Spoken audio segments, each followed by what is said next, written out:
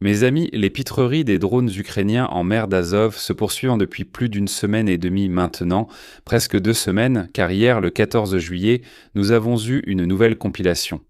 C'est ce que les Ukrainiens aiment faire. Ils n'aiment pas seulement confirmer qu'ils ont touché une centaine de navires russes, ils aiment nous le montrer. Et moi aussi, c'est pareil. J'aime vous le montrer. Ce chiffre ici, en haut à gauche, indique le nombre de navires touchés. Ils ne sont pas coulés. Presque aucun d'entre eux n'est coulé, comme je l'ai mentionné dans la vidéo précédente. Ils sont gravement endommagés. Salle des machines, centre de communication, tout cela est détruit. Mais la cargaison reste généralement intacte. Regardons cela. Et bien sûr, évidemment, dès que je dis ça, le premier va directement dans la soute à cargaison juste ici. Je suis sûr que c'était une erreur. Le timing est étrange sur cette vidéo, mais oui, d'habitude il vise beau l'arrière du navire, la salle des machines. Cela dit, oui, celui-ci est allé dans la soute à cargaison, tu vois. Salle des machines, zone arrière, la cabine du capitaine, peu importe comment tu les appelles, la salle de contrôle à l'arrière encore une fois. Et d'ailleurs, le drone suivant confirme toujours que le drone précédent a touché parce qu'il le suit à environ 200 mètres derrière, il voit s'il a touché ou non. Il peut ensuite choisir une nouvelle cible ou la même. Méthode de frappe très efficace. La soute encore, non. Salle des machines encore, désolé. Et je pense qu'à la fin, on a quelque chose d'intéressant. Il y a des cordes attachées pour se protéger contre les drones. Je ne pense pas que ça leur serve à grand-chose. Cette zone carrée ici, c'est une porte de soute relevée. C'est cette énorme plaque de métal. Et ils ont été un peu malins de la soulever pour protéger la salle des machines, les quartiers de l'équipage, la salle des communications, mais ça ne les sauve pas vraiment. Peut-être que ça a marché. Peut-être pas. Dans tous les cas, l'assurance maintenant est hors de prix. Et n'importe quel capitaine ou membre d'équipage que vous voulez engager pour travailler sur ces navires, ils exigent un salaire triple. Donc au total maintenant, cela fait 116 navires en une dizaine de jours. Toute la flotte logistique russe de la mer d'Azov est en train d'être démantelée. Je ne peux pas dire couler. Je ne peux pas dire qu'elle nourrit les poissons. J'adorerais le dire, mais elle subit de gros dégâts. D'ailleurs, le ministère russe des Transports a effectivement réagi à cela. J'adore leur réponse, toujours aussi vague et presque dans le déni. Regardez ça. Le ministère russe des Transports agit pour protéger la flotte en mer d'Azov face à la hausse des attaques des forces armées ukrainiennes. Je suis content qu'ils prennent des mesures. Je pense que ces mesures qu'on a vues, c'est la porte de la soute relevée et les ficelles, les cordes pour se protéger contre les drones. De belles mesures. Le ministère russe des Transports prend toutes les mesures nécessaires pour assurer la logistique du fret en raison de l'augmentation du nombre d'attaques ennemies contre la flotte civile de la mer d'Azov. Très bien. Avant, il prenait des mesures, maintenant il prend toutes les mesures nécessaires. C'est une montée en puissance des mesures. Et maintenant, je cite, « Si nécessaire et en tenant compte de la situation opérationnelle, en coopération avec les agences concernées et les associations professionnelles, les cargaisons en vrac seront redirigées vers d'autres modes de transport. Ils ne peuvent donc plus transporter de vrac par mer et utiliseront camions ou trains. Soyons honnêtes, ce sera des camions. Et c'est une issue terrible. Vraiment terrible parce que la logistique par camion est déjà extrêmement vulnérable et attaquée quotidiennement dans le sud occupé de l'Ukraine. La logistique par camion vers la Crimée via le pont de Kertch est déjà saturée. Donc ce n'est pas une solution au problème. Cela aggrave tout. S'ils mettent toute cette cargaison sur des camions, ils ne peuvent de même pas. Les navires transportent trop. Ils n'ont pas assez de camions pour ça. Au fait, les Russes ont eux-mêmes frappé un cargo qui transportait des produits de tournesol ukrainiens. Je ne sais pas s'il s'agissait de graines ou d'huile. Il était censé aller en Turquie et il battait pavillon tanzanien, et les Russes l'ont frappé. Je suppose que c'est leur revanche ou leur riposte. Ils ont frappé un navire. Au fait, la plupart de ces navires en mer d'Azov battent pavillon russe. Celui-ci battait pavillon tanzanien, c'est un cargo, un vraquier. C'est assez pathétique comme revanche pour 116 navires, mais peut-être qu'ils ne font que commencer. Le temps nous le dira, c'est la guerre des navires, la guerre contre les navires maintenant, comme on peut le voir, la guerre contre les navires logistiques. En parlant de navires, celui-ci je peux en fait affirmer qu'il a coulé. Ils ont bien coulé ce navire en particulier. C'est un navire de patrouille du FSB, un patrouilleur. Et c'est un navire très particulier qui a une longue histoire de conflit avec la marine ukrainienne. Parce que le 25 novembre 2018, les navires de la marine ukrainienne Perediansk, Nikopol et le remorqueur Yanikopol effectuaient un passage prévu d'Odessa à Mariupol en passant par le détroit de Kertch. La Russie a bloqué la route sous le pont de Kertch avec un cargo, a percuté le Yanikopol avec le navire de patrouille Don du FSB, puis a poursuivi le groupe ukrainien lorsqu'il a fait demi-tour. Cette histoire a une fin vraiment incroyable. Soyez patients. Les forces russes ont ouvert le feu sur Berdiansk, blessé 6 marins ukrainiens et capturé les 3 navires avec leurs 24 membres d'équipage. Le navire de patrouille du FSB Izumrud, tu te souviens de ce nom? Izumrud faisait partie de l'attaque. Il a directement participé à la poursuite et a ouvert le feu sur Berdiansk. Eh bien, regardons la vidéo. Voici la vidéo, en fait de 2018, dont je parle.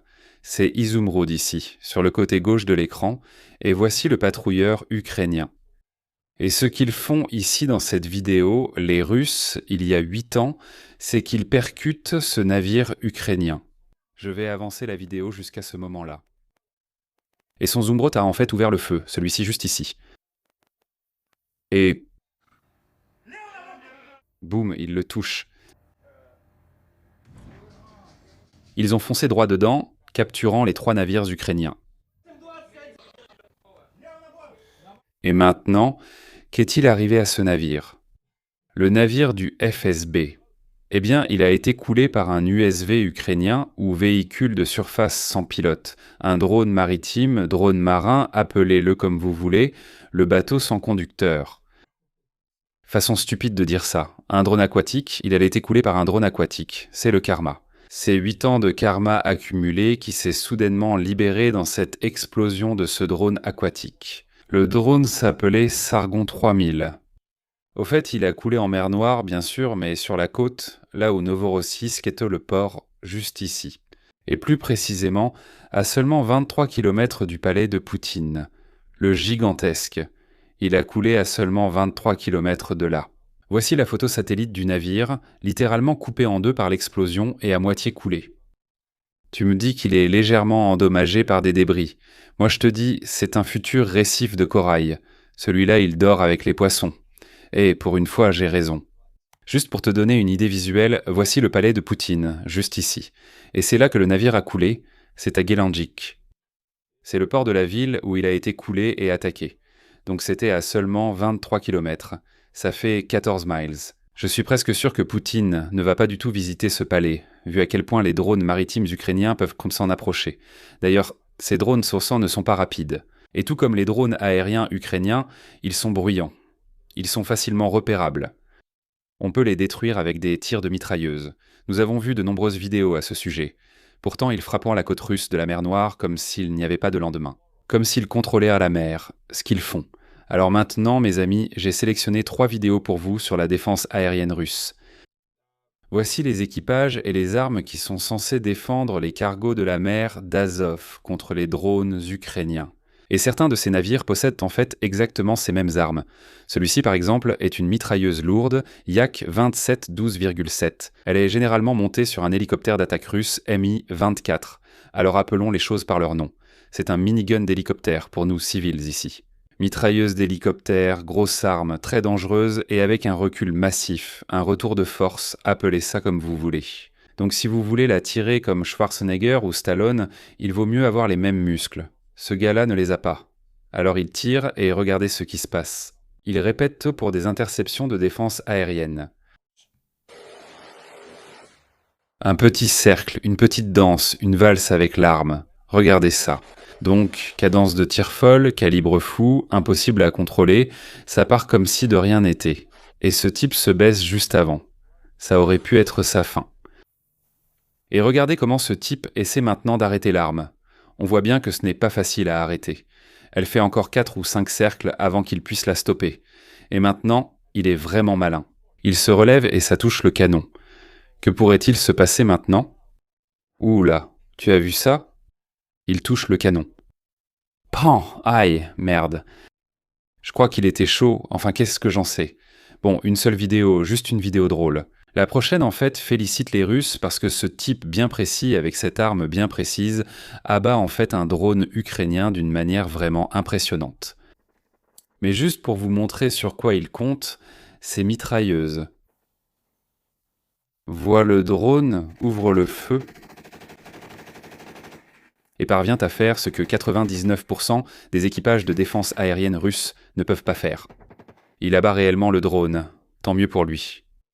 Mais c'est l'équipage qui est nécessaire sur chacun de ces cargos, et l'Ukraine en a déjà touché 116 et on ne peut pas abattre les drones la nuit. C'est quasiment impossible avec des mitrailleuses comme ça, à moins d'en avoir beaucoup et beaucoup de projecteurs. Donc c'est trop peu, trop tard. Donc ce qu'ils font à Moscou, la capitale bien sûr, ce n'est pas de compter autant sur les mitrailleuses, mais plutôt sur les systèmes de défense aérienne Pantsir S, et ils en mettent partout. Où les trouvent-ils ? Eh bien, ils les prennent ailleurs en Russie, de la frontière lointaine de la forêt, de Mourmansk, même des bases nucléaires. Ils les retirent de partout, et ils les déploient à Moscou, sur les bords de route, sur les ponts. Nous avons des photos de ces systèmes sur des immeubles d'habitation de grande hauteur, ils les mettent là. Ils les mettent partout. Il y en a maintenant des centaines à Moscou. Et cela n'a vraiment pas aidé. Ces systèmes se sont révélés incapables d'abattre les drones ukrainiens bruyants et lents.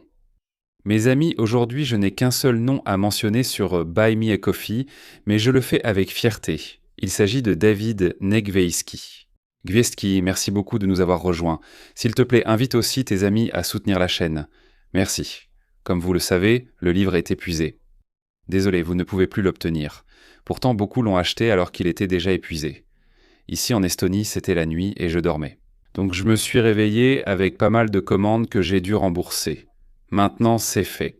Je voulais vous informer que si vous avez reçu ou allez recevoir un remboursement, cela prend un peu de temps. Le livre était déjà épuisé, mais vous avez pu commander et vous avez été remboursé. Ou si vous avez reçu le livre, félicitations, il est très rare maintenant. Prochain sujet, mes amis, la Crimée.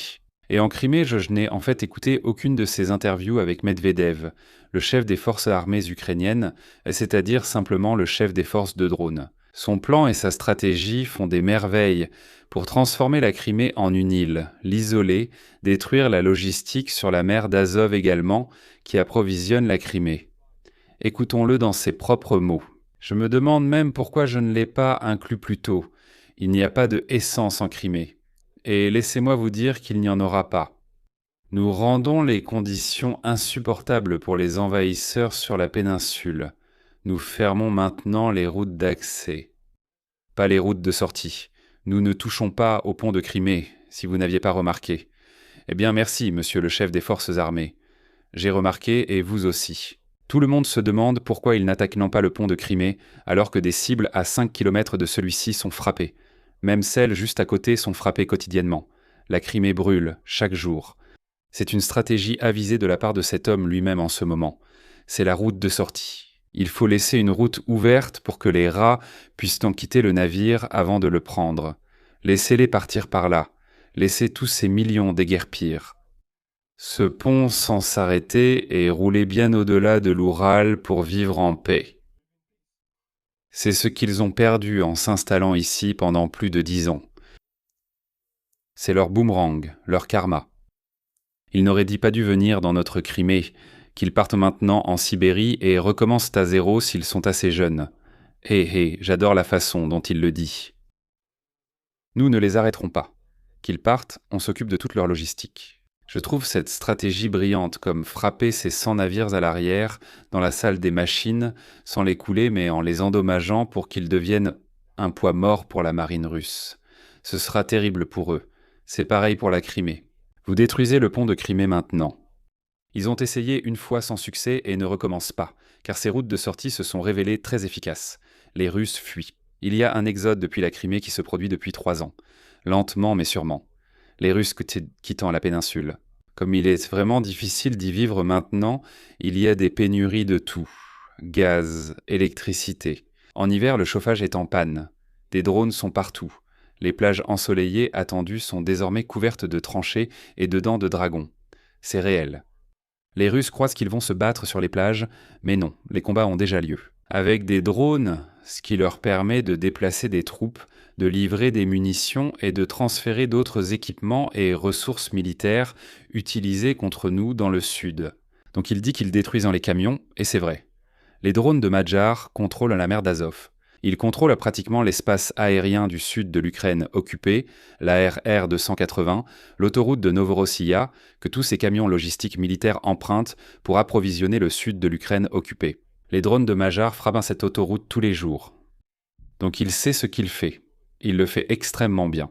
Et à cet égard, je pense que certains Russes commencent à chuchoter, commencent à analyser un peu ce que pourrait être l'issue de tout cela. Qu'ils ont attaqué leur voisin, l'Ukraine, qui comptait à l'époque 37 millions d'habitants, et qu'ils ont donné à ces 37 millions de personnes une raison de les détester jusqu'à la moelle. Bien sûr, la guerre a commencé en 2014, mais 2022 a marqué une escalade majeure. Les personnes auparavant indécises sur la guerre dans le Donbass ont soudainement pris parti, créant désormais une fracture générationnelle entre la Russie et l'Ukraine. Je vais vous lire ceci, tiré de la chaîne Telegram Veteran Notes. Écoutez ceci. Si Kiev ne tombe pas à la suite de l'opération militaire spéciale, ce qui est bien le cas d'ailleurs, cela a été clair dès le premier mois de la guerre. Les Russes ont échoué là-bas. L'Ukraine va enfin se transformer d'un pseudo-État en un véritable État. Nous finirons avec une seconde Pologne. Cette déclaration montre que les Russes craignent la Pologne et ils ont raison, car c'est une force militaire majeure. Ils possèdent la plus grande armée d'Europe de l'Est et d'Europe du Nord. Et bientôt dans toute l'Europe, donnez-leur 10 ans, vu ce qu'ils achètent, et le nombre de soldats qu'ils incorporent. Un autre État complètement russophobe qui désirera se venger et détestera férocement les Russes et la Russie. Eh bien, rien de mal à cela. Tout ce que tu viens de dire sont des compliments pour moi et la Pologne. Leurs enfants grandiront dans une idéologie de haine et de vengeance contre les Russes et la Russie. Bien. Nous perdrons finalement la région et perdrons à jamais ce territoire. Et à l'avenir, dans environ 30 ans, nous aurons une autre guerre dans le Donbass. Les gens parlent comme ça. Comme le dit Madiar, le chef des forces de drones ukrainiennes, les Verts commencent à chuchoter. Restons sur ce sujet et à ce que dit Maria. Prenons cette famille en particulier qui a maintenant choisi de quitter la Crimée. Ils ont attendu longtemps. Beaucoup de gens sont partis, des dizaines de milliers l'année dernière, l'année d'avant. En 23 déjà, l'exode a commencé après l'attaque du pont. Cette famille a enduré des années d'attaque et a maintenant décidé de partir. Malheureusement, nous avons décidé de quitter temporairement la Crimée. Voici le pont de Kertch. Il roule au-dessus, enfin, sur le pont. Au revoir.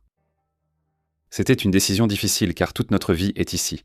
Mais nous ne pouvions plus supporter les restrictions, ni le manque d'électricité, d'eau et de gaz propane pour la cuisinière. Ici, on voit le père changer le pneu de la voiture, sûrement à cause d'une crevaison. Il est tout simplement impossible de cuisiner sans électricité ni gaz. Les enfants et moi avons choisi de rentrer dans notre pays natal. Où se trouve ce pays natal? Laissez-moi faire. Gand Parnaoul, c'est écrit. Parnaoul, à 3000 km de l'Ukraine. Le voyage n'a pas été facile. C'était difficile de parcourir 3000 km en voiture. Je veux dire, de Kiev à Tallinn, c'est plus de 2000 km. Nous l'avons fait en 24 heures, mais si vous avez des enfants, vous ne pouvez pas le faire comme ça. Donc, je suppose qu'il faut au moins quelques jours. 5 jours ensemble dans une voiture. 2 belles filles. Belle famille, on dirait. Ils ont pris la bonne décision. Ils sont retournés en Russie. Les Russes qui vivent en Russie vivent en Russie. Restez là-bas. Vivez en paix. Profitez de votre famille. Élevez-les avec de vrais sans-valeur, loin de la propagande du Kremlin. Je ne peux malheureusement pas souhaiter de mal à cette famille. C'est dur pour moi de voir ces familles heureuses en Russie qui cherchent juste à améliorer la vie de leurs enfants. Elles ont quitté la zone de guerre pour la Russie. C'est une bonne décision. Je leur souhaite le meilleur. S'ils reviennent en Crimée, ils seront considérés comme des occupants et traités ainsi. Parlons maintenant de la Crimée et de son exode. Direction Moscou pour en savoir plus. Les gens dans la rue découvront ce qu'ils pensent de la Crimée et de la mobilisation à venir en Russie. Pourquoi les Russes en ont-ils besoin et en ont-ils vraiment besoin? Voyons ce que disent les gens ordinaires. Et c'est tellement intéressant parce que cela nous dévoile à nouveau la mystérieuse âme russe. Cette fille, par exemple, est-ce possible pour la Russie d'instaurer la loi martiale? J'ai vu qu'il pourrait y avoir une conscription en octobre ou une mobilisation. Je ne sais pas à quel point c'est exact, mais il y a probablement environ 70% de chances. Eh bien, c'est très précis. Tu en es donc assez sûr. Pourquoi, selon toi, instaurer une conscription? Quelle serait son utilité? Eh bien, pour renforcer la position militaire de la Russie, pour enfin gagner et reprendre la Crimée. Donc oui, il faut reprendre la Crimée. Elle ne sait pas que la Crimée est occupée par la Russie depuis déjà 12 ans. Ça a commencé en 2014, maintenant on est en 2026. Je ne sais même pas quoi dire à ce sujet. Bon, d'accord, ils mobilisent. Ils envoient ces centaines de milliers d'hommes en Crimée pour la reprendre. Ils seront écrasés par l'Ukraine et les drones, comme actuellement. Rien ne changera car ces hommes ne détruiront pas les drones. Non, la loi martiale ne sera certainement pas instaurée parce que la guerre touche déjà à sa fin. D'accord. Mais celle-ci est très intéressante. Elle montre vraiment ce que sont les Russes. Si vous vous êtes déjà demandé ce que pensent les Russes, celle-ci vous le montre. Au fait, est-ce que la Russie pourrait instaurer la loi martiale? Dans quel sens? Je soutiens Vladimir Vladimirovitch. Je suis un peu occupé en ce moment, mais je soutiens toujours tout ce qu'il décide parce que, vous savez, quand quelque chose arrive, on ne peut pas commencer à l'analyser et à crier tout de suite. Comme Alla Bougacheva et Kailkin l'ont fait. Alla Bougacheva, véritable superstar russe de l'Union soviétique, a plus de 80 ans mais paraît 40 ans environ. Elle a déjà eu, quoi, cette Marie, c'est une star vraiment, vraiment immense en Russie. Et elle a en fait condamné la guerre et a déménagé en Europe, elle a quitté la Russie. Donc maintenant, les Russes sont très vexés. Tout le monde aimait Alla Bougacheva, une superstar générationnelle depuis 3 générations, elle a plus de 80 ans et elle a dit « Je n'aime pas cette guerre, c'est mal, c'est mauvais ». Et elle a déménagé en Europe, et les Russes sont vraiment, vraiment vexés. Donc cette fille, elle est dit maintenant que tu ne peux pas commencer à crier et à analyser quand quelque chose comme ça arrive. Elle l'a dit elle-même. Tu ne peux pas commencer à analyser. Je soutiens Vladimir Vladimirovitch et tout ce qu'il fait. Et n'analyse pas tout de suite. Ne le fais pas. C'est ça, être russe. Soutenir et aimer ton tsar, et ne pas analyser. Condamner tous ceux qui ont analysé quoi que ce soit et pensé par eux-mêmes. D'abord, tu dois voir ça à travers le patriarche Kirill, d'ailleurs, qui est le chef de l'église orthodoxe russe. Juste un gangster de rue ordinaire des années 90 en Russie. La Russie, dans les années 90, c'était un État mafieux. C'est toujours le cas. Mais à l'époque, c'était vraiment comme le vrai Chicago des années 30. Donc Kirill vient de cette époque, juste un mafieux, il a tué beaucoup de gens, il s'est pratiquement imposé au sommet, il s'est lié d'amitié avec les bonnes personnes. Il n'est pas religieux, mais il dirige l'église orthodoxe russe. Cette femme affirme « Le patriarche Kirill est très intelligent, pas stupide ». Là-dessus, je dois être d'accord. Parce que si tu prends le pouvoir en manigançant comme ça, il faut être intelligent, il faut être stratégique. Je dois être d'accord avec ça. Mais ce n'est certainement pas un homme religieux. S'il donne sa bénédiction, alors c'est comme ça que ça doit être. Oui, parce que le patriarche Kirill a béni les armes nucléaires avec de l'eau bénite. On a vu des vidéos où ils arrosent les armes nucléaires avec cette eau pour éviter la rouille, car c'est la Russie. Il asperge les chars, il asperge les soldats, il asperge tout avec sa vieille eau bénite. Et tu peux l'interpréter comme tu veux, parce que les deux versions sont vraies. Il répand son eau bénite partout. Je sais que nous allons gagner, que Dieu est avec nous et protège la Russie. Tu vois, c'est l'un des plus gros vecteurs de propagande de la Russie. Es nami bor ruski. Dieu est avec nous, nous sommes Russes. On le voyait même dans Call of Duty, peut-être Modern Warfare 2. Je ne sais pas, la scène dans l'ascenseur, il dit ça puis il tue environ 200 civils. C'est le plus grand, l'un des plus anciens produits d'exportation de la propagande russe depuis la chute de l'Union soviétique. Que les Russes sont la race supérieure de l'humanité. Dieu est avec eux, un peu comme le Troisième Reich en fait. Dieu est avec eux. Ils font ce qu'il faut. En gros, Deusvult, tu sais, c'est le cri de ralliement de Deusvult des croisades. Ça te donne ce sentiment de supériorité morale, de faire ce qu'il faut, comme haïr aveuglément tout le monde autour de toi parce que tu as Dieu à tes côtés. Tu n'as pas besoin d'analyser. Tu peux faire tout ce que tu veux parce que Dieu le veut. Deusvult. Je ne peux pas dire les phrases du Orphide du Troisième Reich parce que je me ferais bannir de YouTube. Mais tu vois de quoi je parle, c'est la même chose. Cette femme nous fait la leçon avec ces mots. Cela signifie que la propagande de Poutine a parfaitement fonctionné. Machine bien huilée. Je déteste ça, mais ils sont vraiment doués pour ça. Ils sont vraiment forts en propagande. Et cela a été prouvé. Dieu est avec nous, nous sommes Russes, cela a été prouvé. Mais où, puis-je demander, est-il avec nous ? Mais où puis-je demander, Madame la Russe, était-ce Avons-nous vu la preuve lorsque la Russie a lancé son opération près de Kiev et a essayé de la prendre en 3 jours en perdant un nombre insensé de soldats? Aussi, y compris dans la forêt rouge à Tchernobyl, où ils ont creusé des tranchées et ont été victimes d'une irradiation, ainsi que d'autres histoires horribles de cette époque. Où était-ce lorsqu'ils ont perdu le navire amiral de la mer Noire, le Moskva? Où était-ce lorsque l'Ukraine a attaqué le pont de Kertch? Où est-ce maintenant, où les drones ukrainiens détruisent le moindre navire en mer d'Azov? Où a-t-il été prouvé que Dieu est avec les Russes? Suis-je stupide ou aveugle? Mais je vois plutôt le contraire. L'outsider, l'Ukraine, ne perd pas cette guerre et est en train de s'imposer comme le vainqueur avec le temps. Je vois l'opposé. Il y a tellement plus d'interviews ici, mais trop d'âmes russes en une seule journée pourraient te ramollir le cerveau, alors je vais t'épargner ça. À la place, je vais te montrer l'âme russe de manière concrète. Nous avons parlé de mots et de mentalité, mais ici tu peux simplement voir l'épisode d'aujourd'hui des guerres de station-service en Russie ou des guerres de l'essence. On observe un groupe se battre dans les files d'attente à la station-service en Russie. Je vois déjà 3 personnes différentes. Pourquoi se battent-ils avec 3 personnes différentes? Comment trouvent-ils autant d'adversaires? Et ils continuent de se battre. Ce n'est pas comme s'ils s'arrêtaient. Ils continuent de se battre. Je peux accélérer cette danse et ça continue à se produire. Les Russes se battent beaucoup. Ils ont beaucoup de gros mots, mais ça ne veut pas dire qu'ils peuvent évacuer leur colère en utilisant ces mots très expressifs, même si ça devrait être comme ça. Si tu utilises les mots, tu fais sortir la colère. Non, ils se battent quand même. Ils s'insultent de façon très expressive et se battent quand même. Donc, c'est vraiment ça, être russe. N'est-ce pas? Eh bien, j'en ai une autre pour toi. Il y en a tellement. Chaque fois que les Russes se réunissent, ils commencent à boire. Ils commencent à dire des mots vraiment grossiers. C'est une façon horrible, vraiment horrible de se parler, aucun respect. Et ils commencent à se battre entre eux. Et en fait, les femmes aussi. Tu ne me croiras peut-être pas, mais les hommes russes n'ont pas ce tabou de ne pas frapper les femmes, comme c'est le cas en Europe où c'est aussi criminalisé. En Russie, ce n'est pas le cas. Si une femme essaie mêlée à cette bagarre, l'homme la frappe quand même. Nous avons vu de très nombreux exemples de cela. Et les femmes se font souvent tabasser en Russie, elles se font vraiment casser le nez physiquement. Ce n'est pas bien. Mais oui, c'est l'âme russe qui se manifeste de façon physique.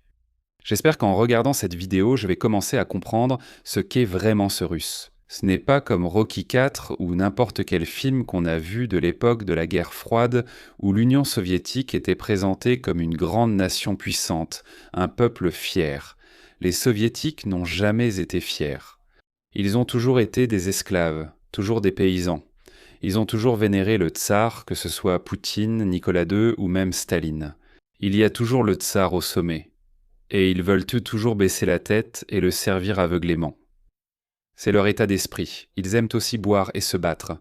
On peut résumer ce qu'est un Russe en une phrase. Ce n'est pas une longue phrase. Voilà mes amis pour aujourd'hui. Je serai de retour chaque lundi, mercredi et vendredi. Si vous aimez ma chaîne, devenez membre mensuel et offrez-moi un café. Abonnez-vous absolument. En attendant ma prochaine vidéo, au revoir.